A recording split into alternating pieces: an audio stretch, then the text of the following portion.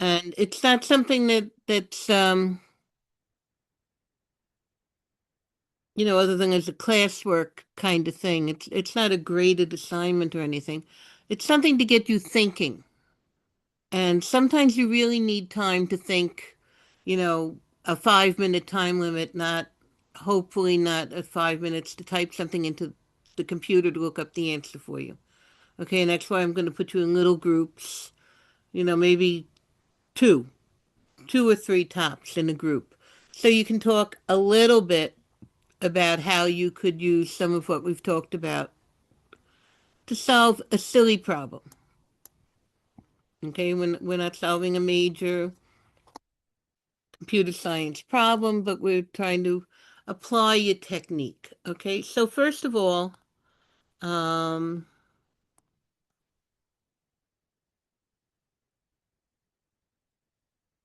just get my screen up.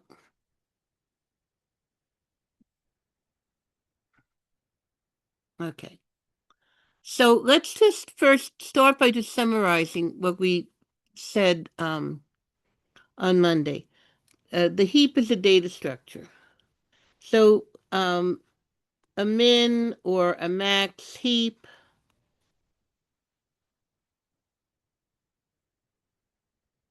most importantly, complete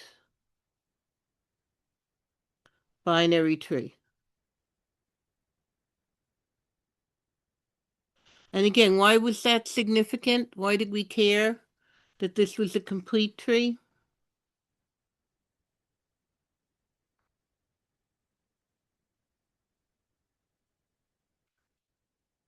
Why is it important that the binary tree is complete?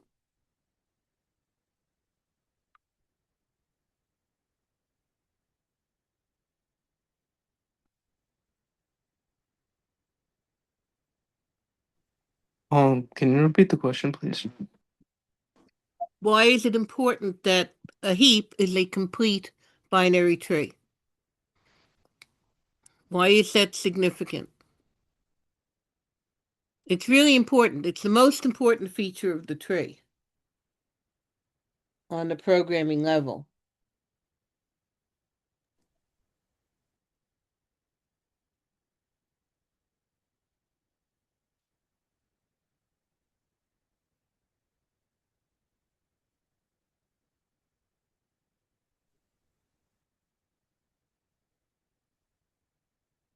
Right. Okay, so yes, we are going to be able to manipulate all of the items, but the key thing is if it is a complete tree, we can implement it with an array.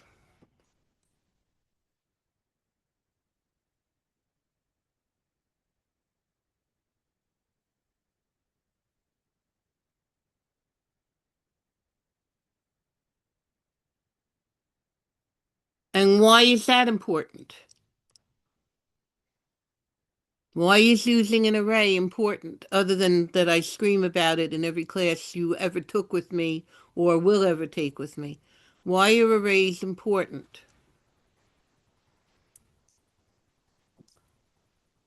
Because then you can do functions on them. Um, Like it just gives it an environment where it's easy to like manipulate or like use, I suppose. okay, so I think what you're trying to get into is I can move around in the data easily, right? I have Yeah. random access. That's important. I have random access into the array. I don't need to look for a dot left, a dot right, and the thing that doesn't exist, a dot parent. In general, a tree does not come with a parent node. We can access parents by writing things recursively. Sometimes we do use a parent node, even on binary search trees, if we want to be able to use the red-black tree, for example. But in general, we have a left and a right. We don't have a parent. With the array notation, I know the left child of a sub I is a sub 2i. The right child is a sub 2i plus 1. I have random access. So I'm going to put these things as like little sub things in here, and I'll put them maybe in, okay.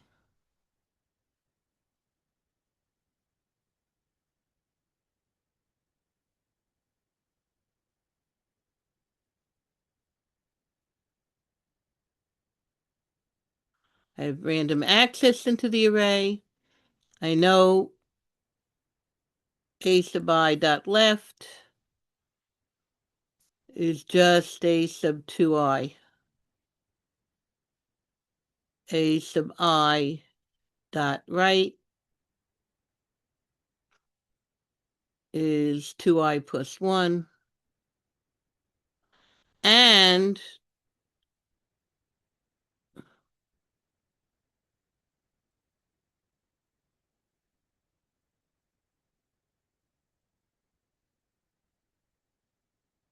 the parent is just a sub I div 2. So that's important. Okay, that got two stores.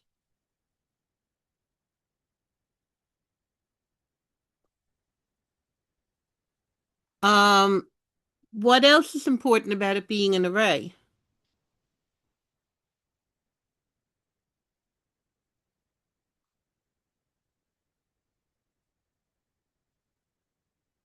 Okay, well, hold on one second.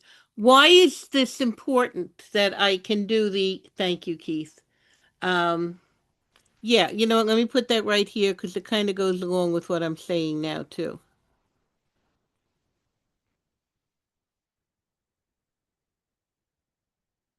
Since I have random access, I don't have to do that pointer chasing to get to where I'm going. You know, I'm really kind of sorry in the way you guys, I don't want to put the camera on because it makes, you know, if we have cameras on, it affects the stability of the connection. But it just, my family finds it very funny that even though I'm talking to a computer screen, I'm still talking with my hands. You can't even see them, but my hands are going all over the place.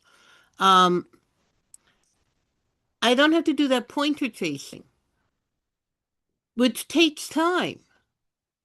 If I wanted to find the grandchild of the left grandchild or the right grandchild, I'd have to go through a dot, you know, node dot left dot right, node dot right dot left, whatever sequence of chasing pointers. Where all I would have to do here is go a sub 4i or 4i plus 1. There we go. So it's much faster access because it being an array. And the other thing is it's contiguous memory. And the beauty of contiguous memory, this is faster access because of no pointers.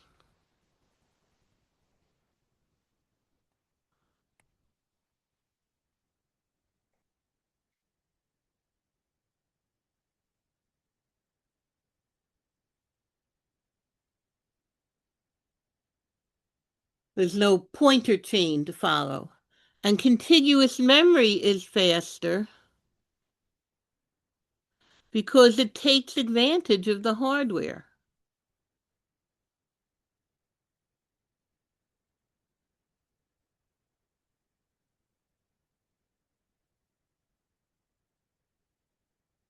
Of the memory configuration and the operating system.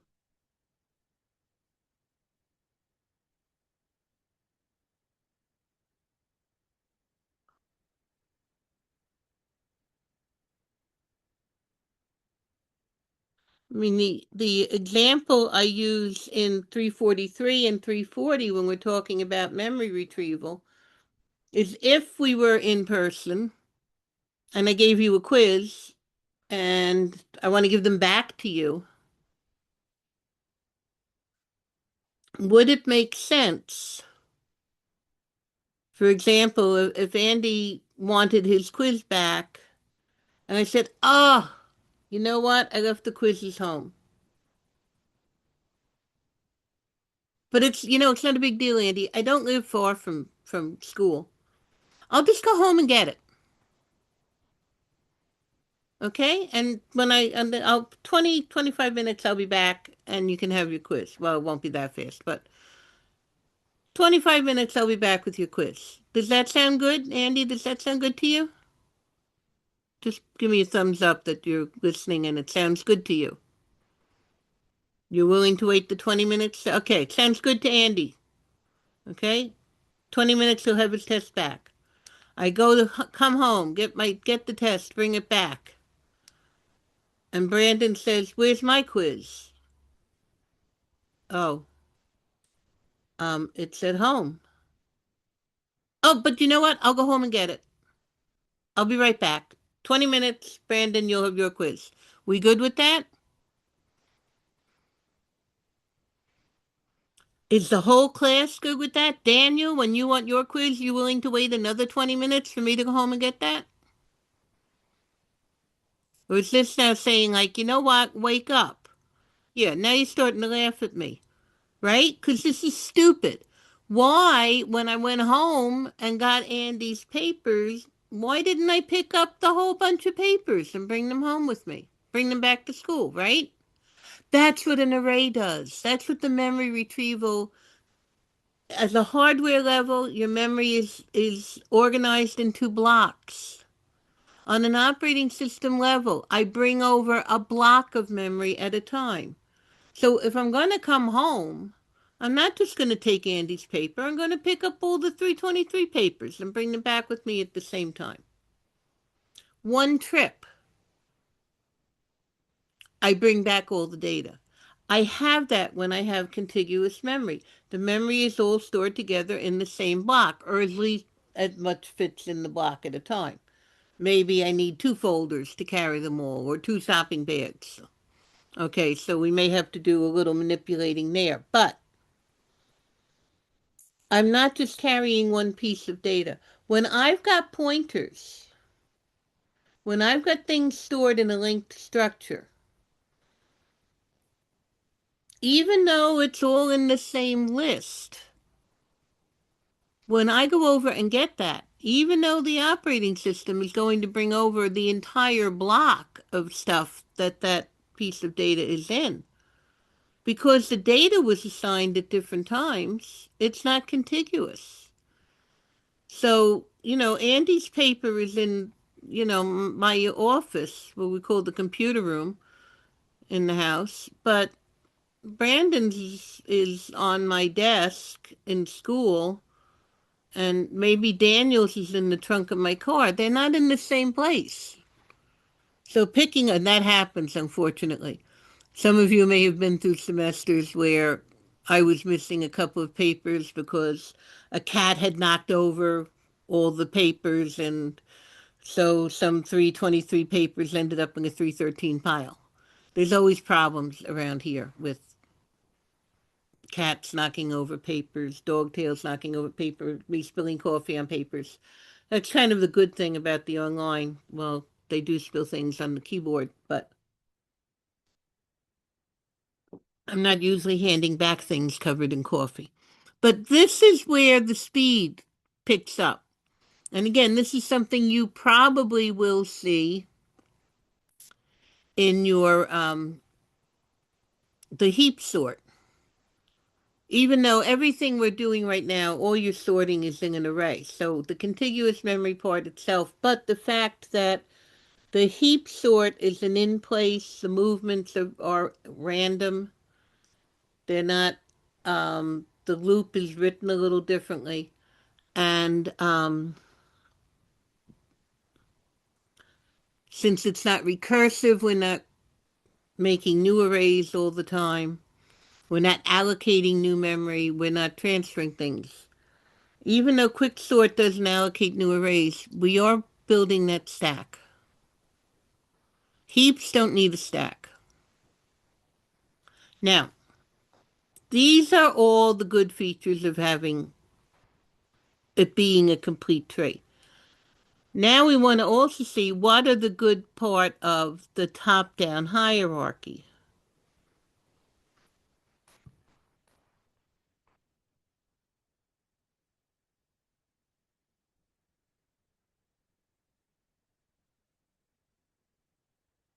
And again, this feature is going to be important in our greedy algorithms.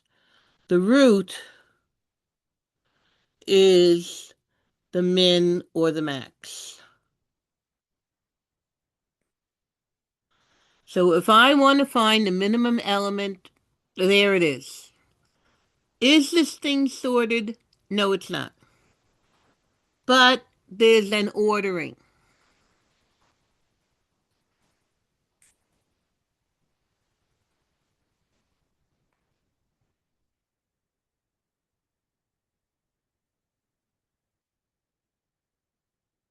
The t data is less than the t left data, and t data is less than the t right data.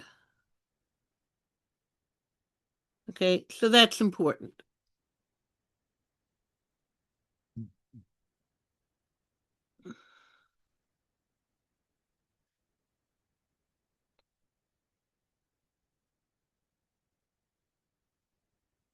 So that's the basic definition. That's important. We also have the methods.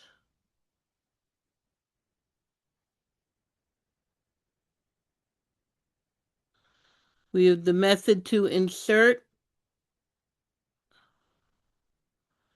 and this inserts a single element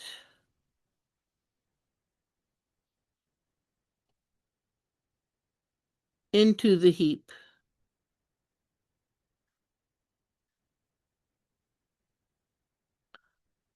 The worst case on this is, what did we say the worst case is? Anyone remember from Monday? It's a complete tree, so that should make it pretty easy. All of them. Yeah, O of log n. Oh. Because a complete tree has a depth of exactly log n. Well, integer log n plus 1.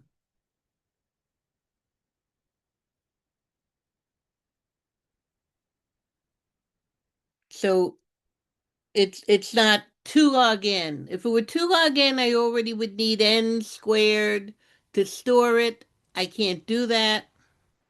It's a complete tree. It's definitely right log n. And so the worst case is log n.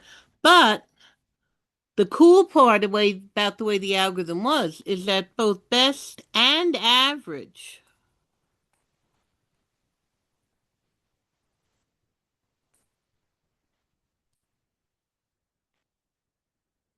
what was the runtime for best and average case?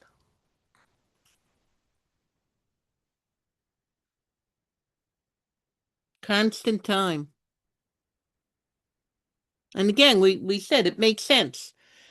The insert, unlike every other insert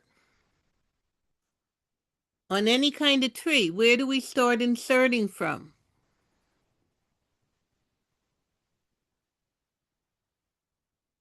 Where do we start everything from on all the trees that we did or do or whatever? You did them all in 313. Where do you start inserting from? No, in the regular tree, where do you start inserting from? In the heap, we start from the last element, the bottom of the heap. All the others start at the root, right? The only way you can find your way around, if it's not a complete tree, is to use dot left and dot right, and therefore you've got to go from the root.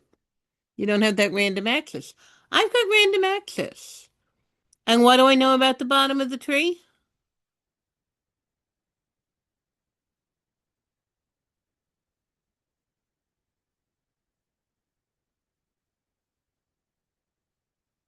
It's the last element of the array.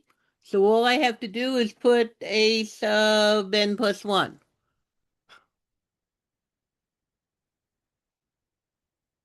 What else do I know about the bottom of the tree? Say the bottom level of the tree.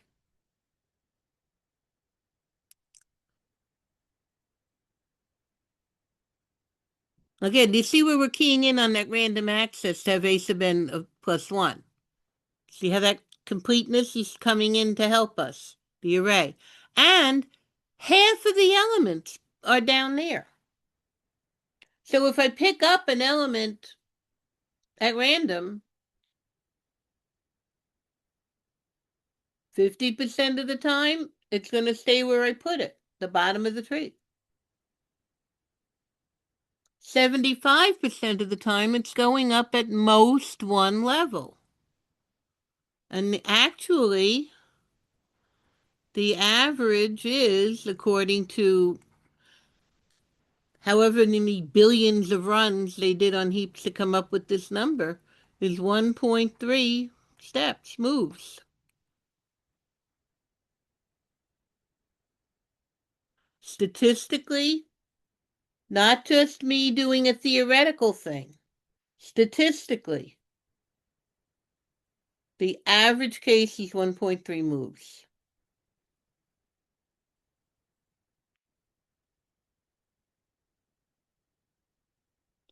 We have delete. The problem with delete is, and delete returns the root. It takes out the root. It does not search. There is no search on a heap.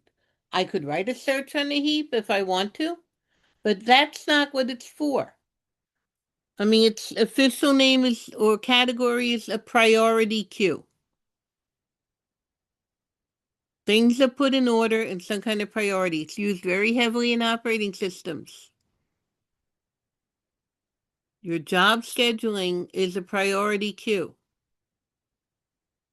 And on an operating system level, arrays are the way I want to implement things. I mean, I'm manipulating the hardware. I don't want to go floating around with pointers. Yes, some of the code is now written with pointers, but it's optimized at some point, if it's at all possible to optimize. They've included pointers ability for, because of so much large data stuff. Oh, which, by the way, did any of you go to the talk on Monday? My fault, I forgot to remind you because that had been rescheduled. It was originally supposed to be, and we talked about it then. It was originally supposed to be the day of the snowstorm, which obviously it could not be. Did any of you go to that talk on Monday? It was on large language models and Markov chains. You should try to go to these things. You're well able to understand them. Matter of fact, you guys would have been great with it. And one of the things that they showed, one of the things that was in the lecture, and if I can get a hold of the slides, um, they might put them up. When we do graphs, I'll show you, because even though they were talking about language modeling, there was stuff from programming languages in it, all the idea of, parsing these things. That's language. Language is language. And there were graph algorithms in there because the reachability, yeah, I wish more of you had gone. The reachability models that they use actually are graph algorithms. And I was thinking about it last night, and I was thinking basically, they weren't giving the lecture from that point of view, but basically we're trying to do a maximum path from a starting point to an ending point on a phrase. If we're looking for what a phrase would come up, we want the most probable thing at every step, which can be a greedy form of a max path. The problem is that sometimes there's one weird word that comes in there that throws everything off. And so any kind of brute force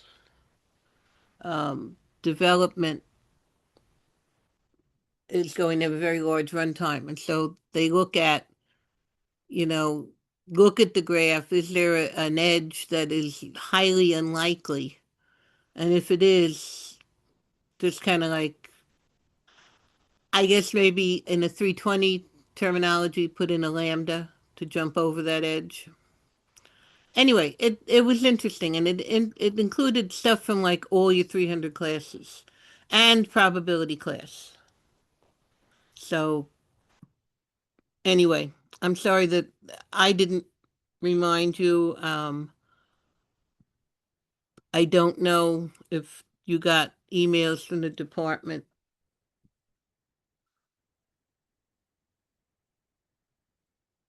Some of you might even be in that course. It's a one of the elective courses is attending those and writing summaries of them each week. You get to see what's going on. Anyway, problem with delete, it returns the root. But then in order to keep the completeness, and it was up on the slides, it brings that last element up to the root. But that last element belongs at the bottom of the tree. So if I put it up at the top of the tree, and you may remember from 313, we call it, or one of the ways we refer to that is like a trickle down idea. Everyone, everyone heard the term trickle down economics comes up all the time. Anything you read on economics, how many of you, can anyone tell me what trickle down economics is? The theory behind trickle down economics?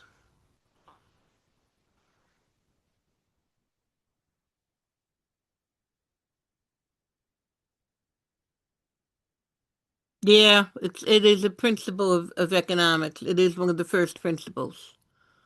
What does it say? Is it like reducing like uh, excess amount of money waste or like taxes? Yeah. Who do you eliminate the taxes on? The business? Business? Even more so than business. Yes, business, but even more so than business. Are they reducing your taxes? I'm Yes. not trying to be political here. I'm being practical. Is anyone here seeing their taxes going down? No. No. Whose taxes are going down? Rich people. The rich people. The theory of trickle down economics is if you give the money to the rich people, it will find its way down to us because they're going to invest it. They're going to buy things that will mean we get more jobs. Is that what happens? No.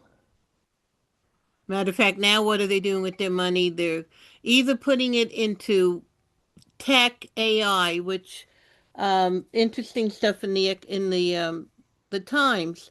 They are investing a lot of money into that, but those are industries that don't have a lot of employees. It's a very specialized group of employees. The average person does not get a job uh, in Anthropic or any of those places. Okay, they don't. You have to have a very specialized skill set. So it doesn't help the average person. And the wealthy people tend to hang on to their money. I guess now they're buying cryptocurrency with it. Yeah, exactly. They're giving a lot of tax breaks, and this is what you said before about businesses. They're giving a lot of tax breaks to the data centers, but there's only a few employees there. The one getting the tax break is the company itself, and that's just profit for their owners. Oh, so I'm guessing the tax breaks are supposed to create more jobs because it relieves taxes off of the business, so it will cause them to make more jobs. Right, Is that exactly. The okay?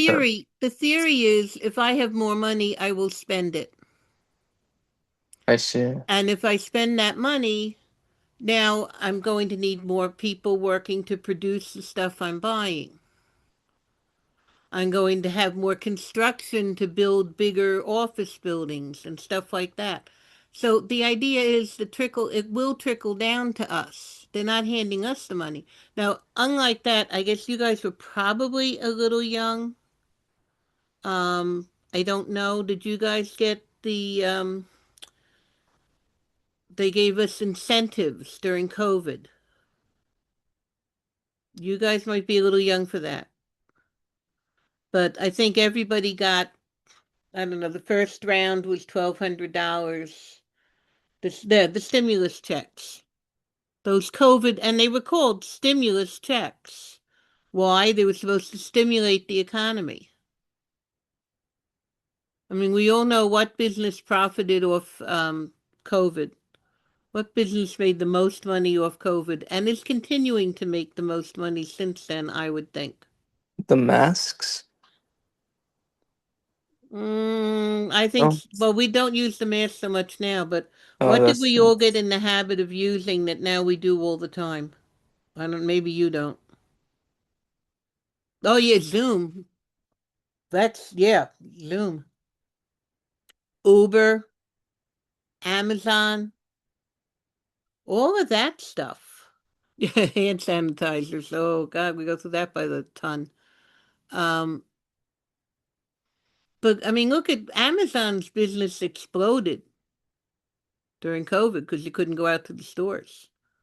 Uber Eats and the Uber shopping, Uber brings you groceries. All those businesses and Zoom, everybody Zooms now. I remember we had to, because I'm a church musician too, and we ran the church services over Zoom. And there were a lot of jokes up on the internet, and Saturday Night Live did a great one of running a service where nobody knew enough to mute their mics. Um, these were businesses that exploded during that time. Every other business got in lots of trouble and restaurants closed like crazy. Um,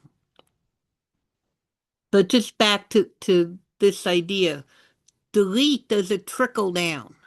So I take an element, the last element of the heap, I put it at the root and I let it fall down to the bottom.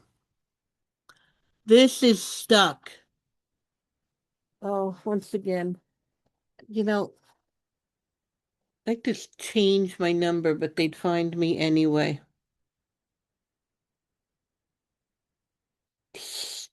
I'm so tired of these spam calls. Oh, Professor, are you making an analogy from with bubble sorting and the trickling thing? Well, bubble sort,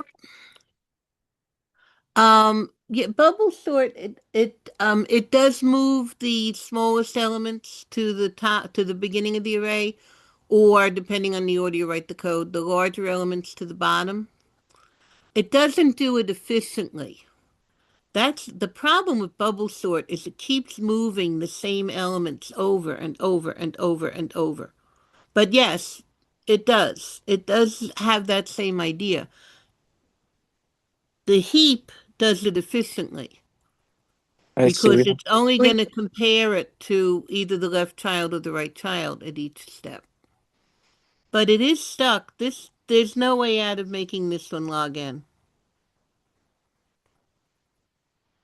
That's the one thing that doesn't get improved. So insert, we see in the average case it's constant time, but delete, I'm stuck at the log in.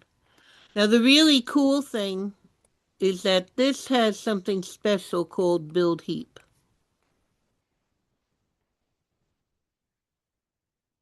This is unique. The only structure that has something like this. Everybody else builds their linked list. The sorted linked list is I insert the elements one at a time. I build the sorted array by inserting the elements one at a time. But I can build a heap by taking this total random array and shuffling the stuff around as one big step. And it is linear time. I don't know why I forget, keep going to script.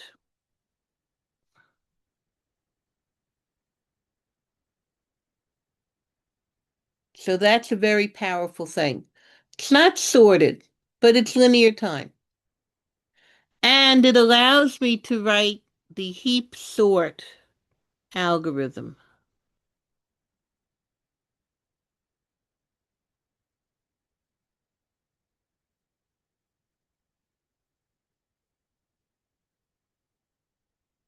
And the heap sort algorithm is very, very simple. Build a heap from your array A.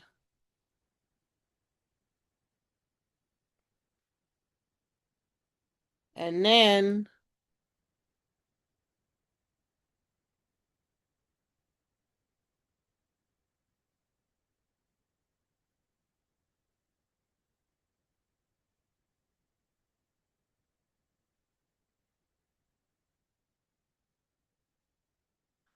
um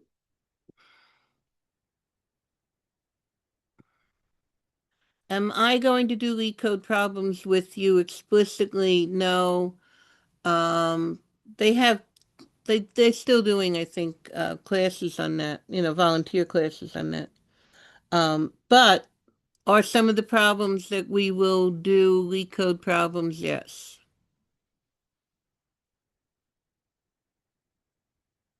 I don't know if that's the answer you wanted to hear.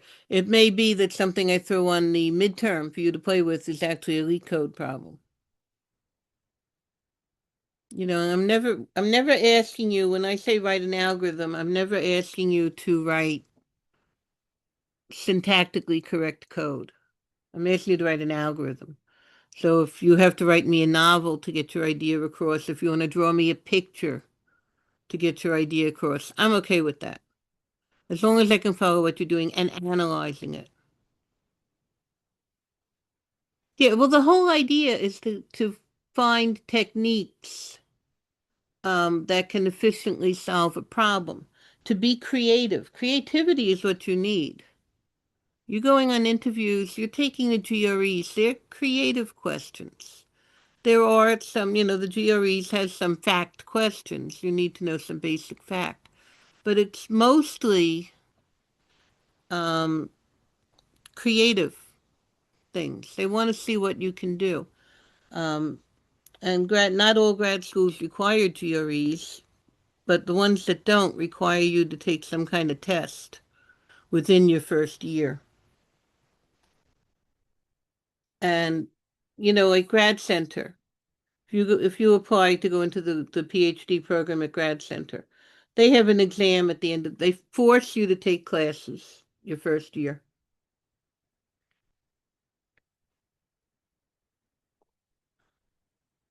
And then at the end of that year, you take um, exams and those qualifying exams. But what are those classes? This one, algorithms, um, programming languages, logic,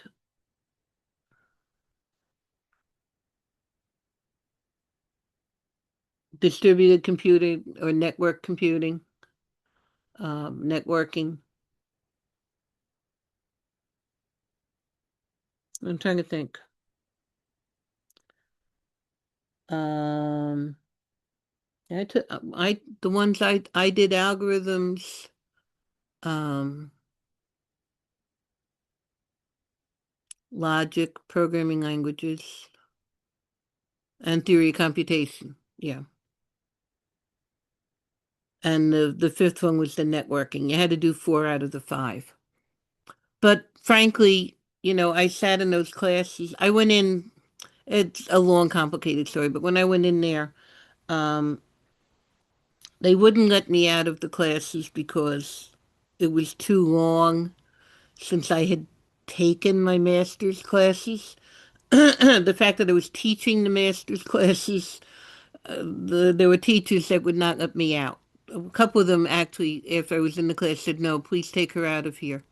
But they were stuck with me then, so I just made them miserable. Not that I made them miserable, but they didn't like having me in there because I taught the classes. So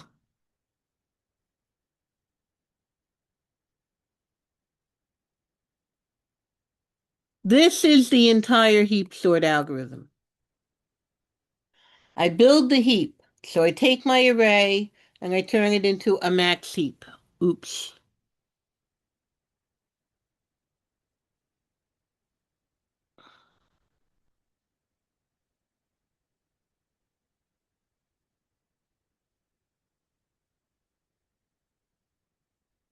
And then one at a time, I pick off the root, put it in the back of the array, delete it. That's it. I really only have to go down to 2 because when I delete the n minus 1 time, there's only one element left and it's in a sub 1, so I'm done. This part is theta n. The delete itself is log n, and it executes n times.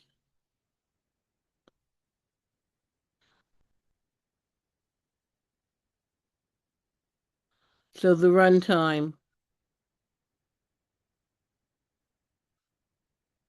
is n log n. We know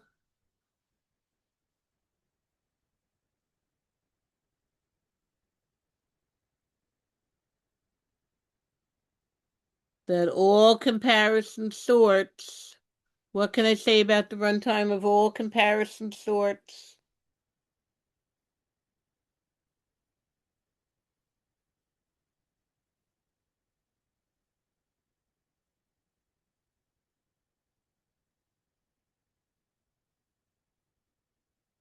Ah, come on, I proved it. Comparison, the best case is n log n. What's the worst case? I mean, the best case is n log n, so I can therefore say it's big omega of n log n, which means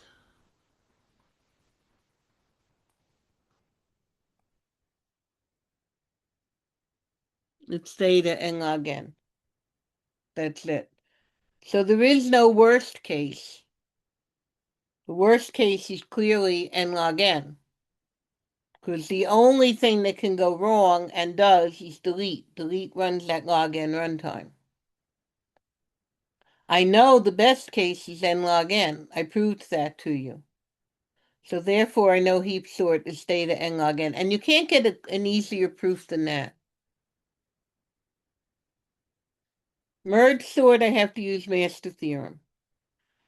Average and best case for quick sort, I have to use master theorem.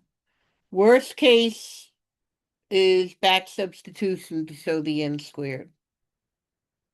I mean, it's very simple. It just shows you the n squared by back substitution, but Professor, do we need to show the proofs? on the midterm, Yeah. um, am I going to ask you to write that whole summation thing? I might ask you to just do hand waving on it. So, you could show that it hits that um,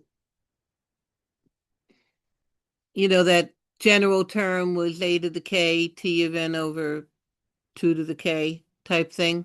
I'm not going to ask you to do that summation and all of that.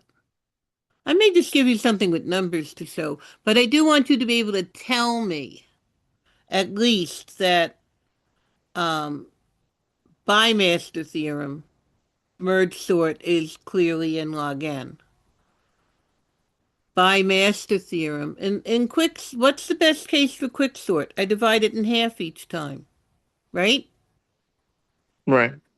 Somewhat wrong. And and so it's some kind of, 2 Tn over 2, and the partition is n. So in the best case, that's n log n. In the worst case, it's t of n minus 1, because in the worst case, I don't get anything taken off it. So that means now I'm doing that order n partition n times. So, I mean, you could argue that case. I call it hand waving or heuristic argument. It may not be a formal proof, but it gets the point across.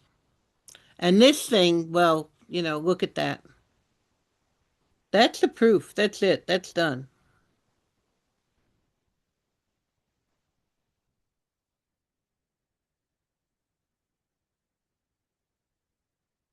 And that whole proof of the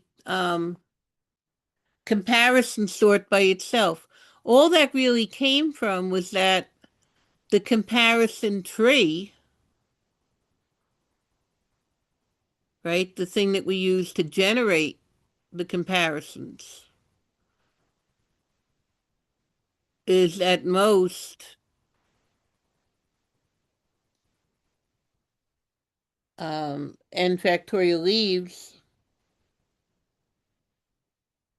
So the depth of it was log of n factorial, which is n log n.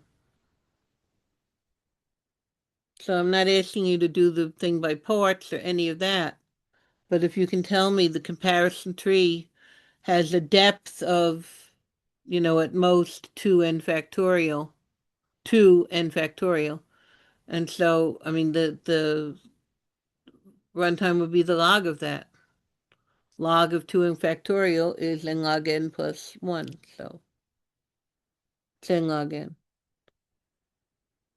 And you all know log of n factorial because we did that in class. You got it right on, most of you got that right on your homeworks. The comment I don't know if I made this comment about your quizzes. They were fine. The one thing was some of you may have noticed that something may be marked wrong, but I overrode that. That was just because if you wrote big O of n, I had already put the big O in the parentheses. All you had to write was the n. And of course, you and I and everyone else in the world knows that that was right. Brightspace doesn't, because it's just doing a straight text match. And so if you had the parentheses or you had the big O, it marked it wrong. That's why I had to go through them first. I knew that was going to happen, but the only way around that would be to put every possible option that you could do to just putting N. I was hoping I made it clear to just put the N since I put the parentheses and I just left the underscore for you, but whatever, it's not a big deal. So that's why some of you may see you wrote big O N squared and then it has an X next to it and says N squared. But then you got the credit for the question because I just fixed that. I just overwrote it.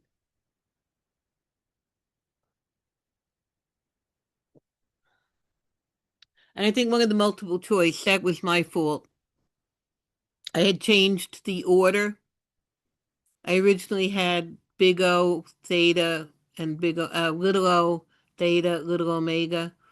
And then I switched it because I always say little o, little omega theta.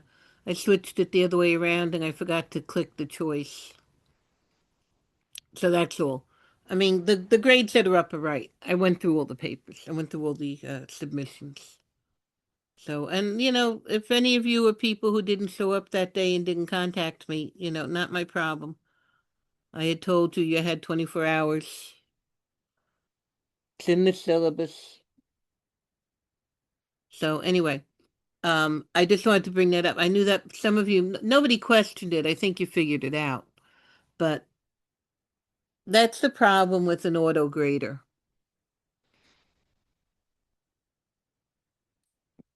Okay, now I have an exercise for you, okay? The divide and conquer exercise. I'm going to put the thing up, um, just share the screen, but I just want to clear up what something is. You should know this from science class, but when we talk about using a balance scale to weigh something, all right, this is my artwork, so it's bad.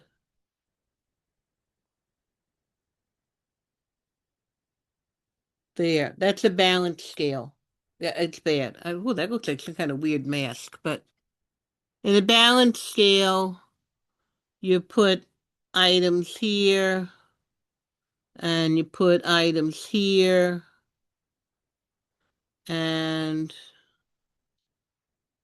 if, say, red is heavier,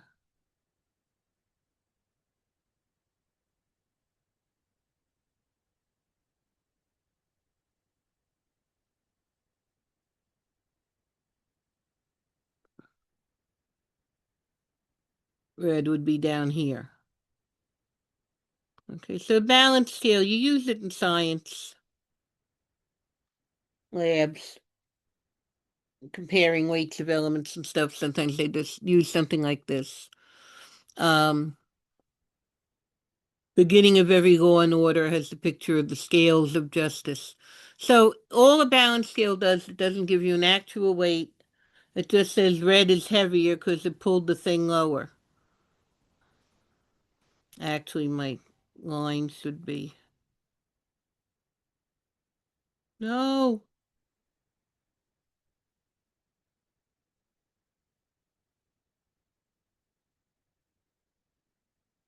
Like that. Okay? Everyone knows now what I mean by a balance scale? We're all good? Yay, balance scale? Okay. Very good. All right, so now here's the question.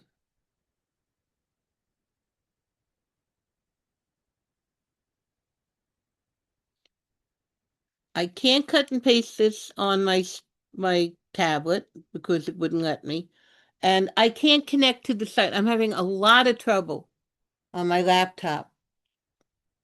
It wouldn't load the site even though the tablet loaded it right up.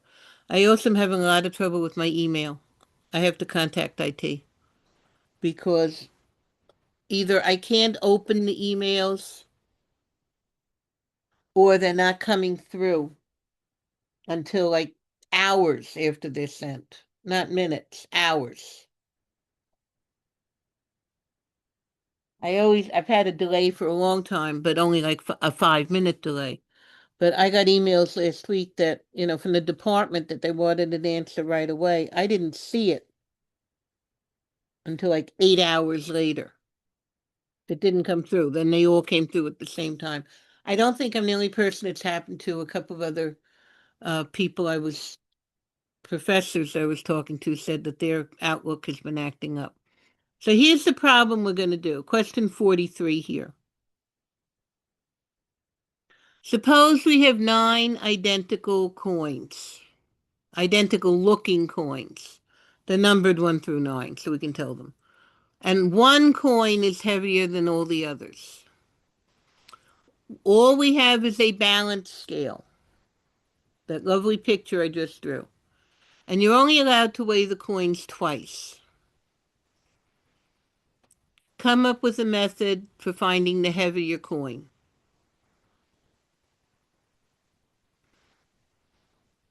And then extend that where you have n coins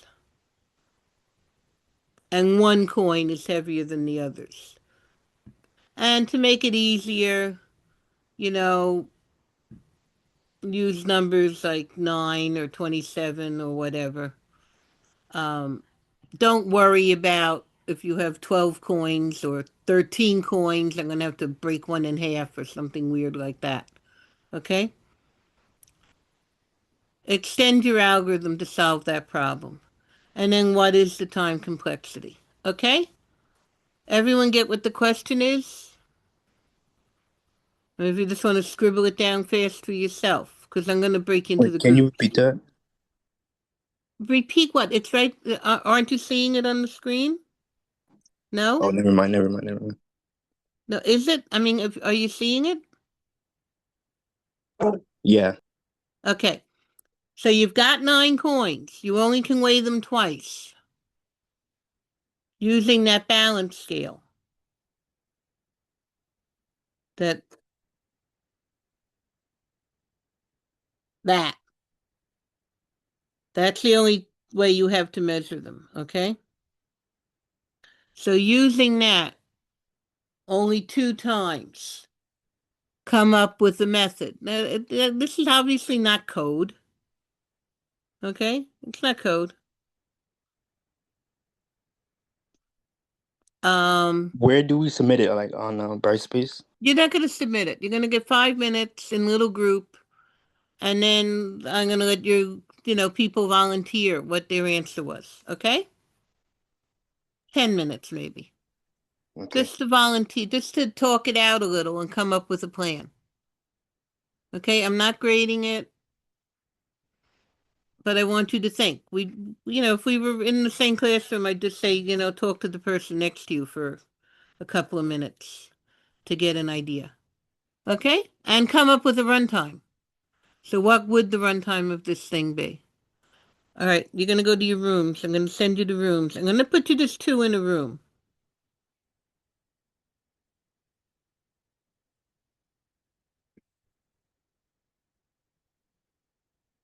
How many people do I have? 27, half the class. I don't know. It'd be nice not to be important to come to class.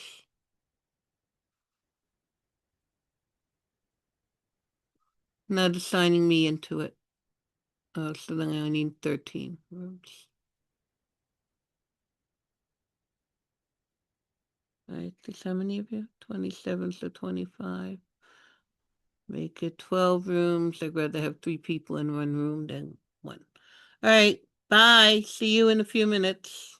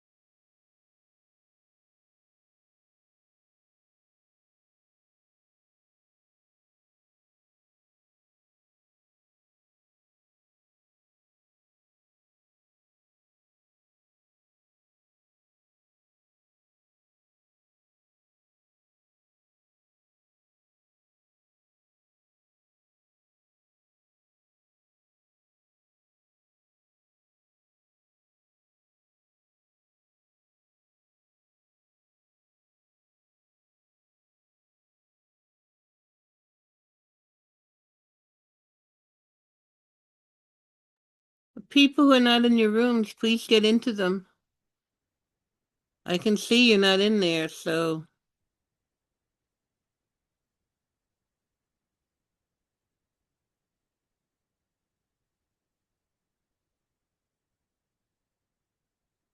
you have to learn to talk to other people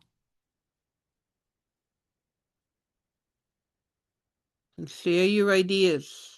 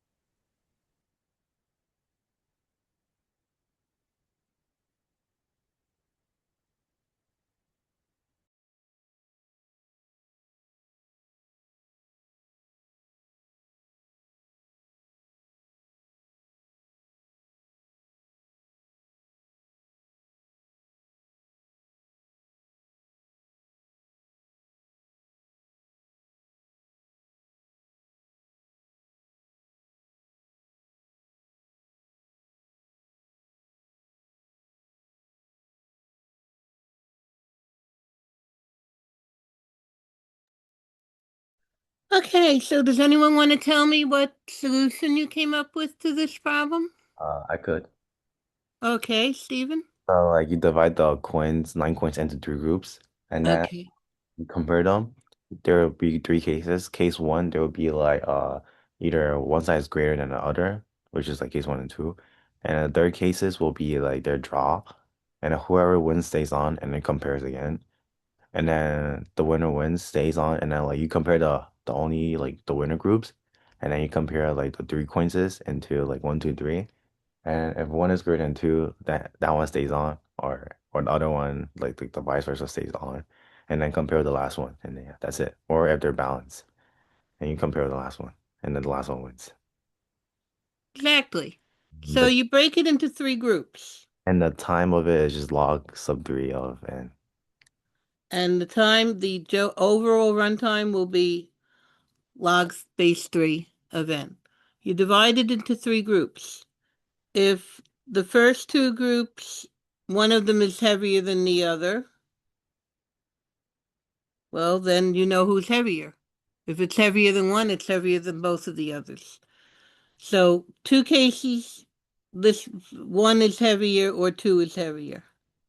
In the third case, these two are equal,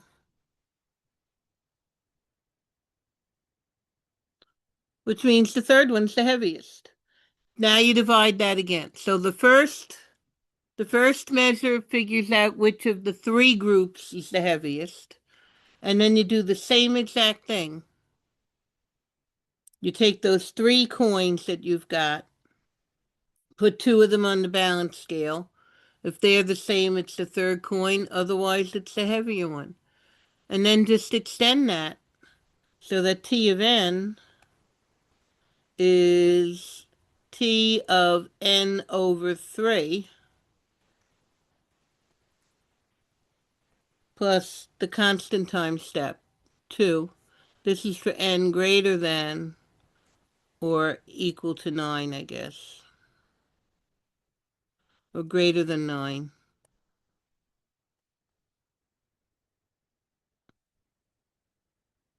Really only one step.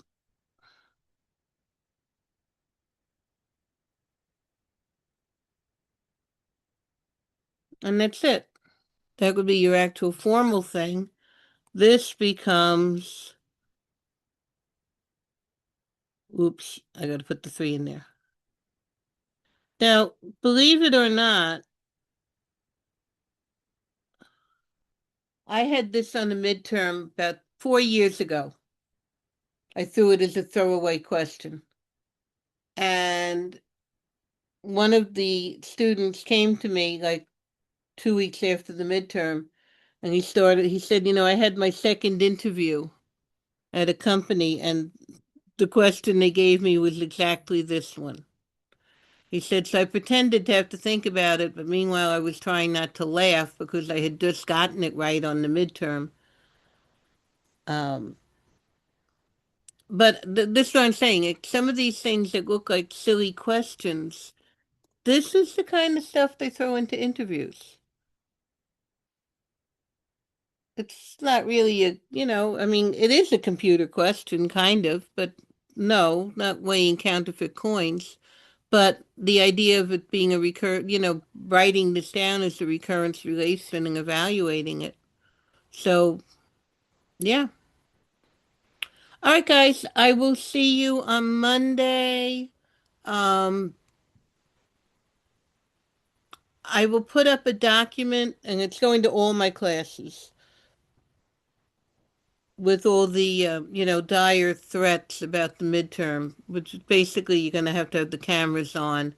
And if I don't like what I see, I'm reporting you. So, if I see you obviously reading something.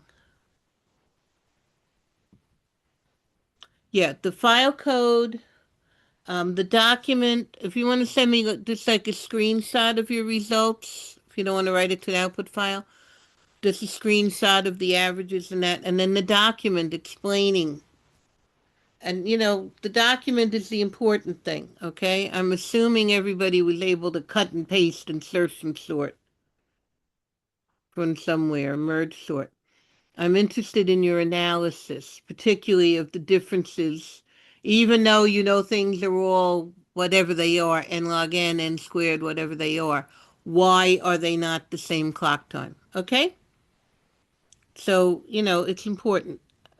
Um, well, I mean, if you have, obviously you have some kind of see outs or, print statements in your code. I do not want 10,000 runnings of an array, okay?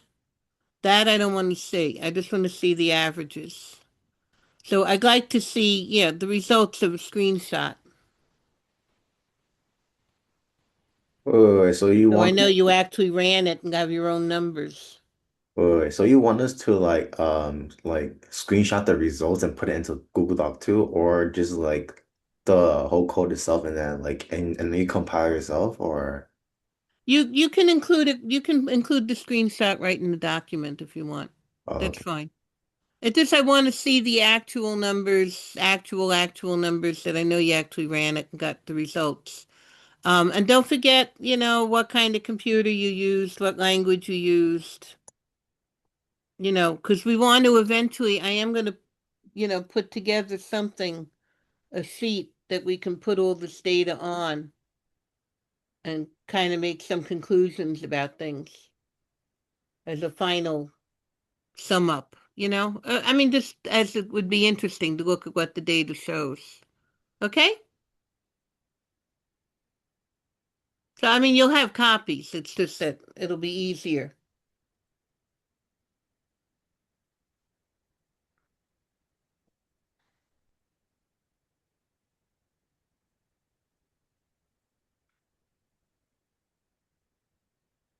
But like if we answer all the questions based off like all the answers like that we have from our results from the code, then is that fine too? And then like we submit the whole source code. Is that also fine?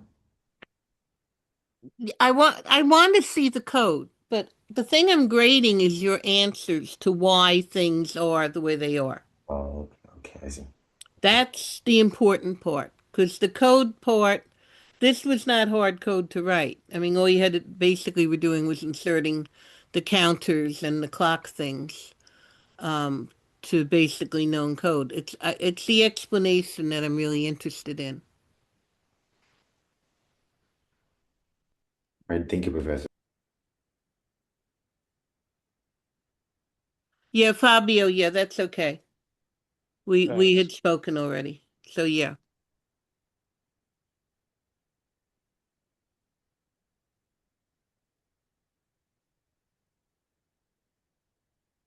All right, bye, Professor.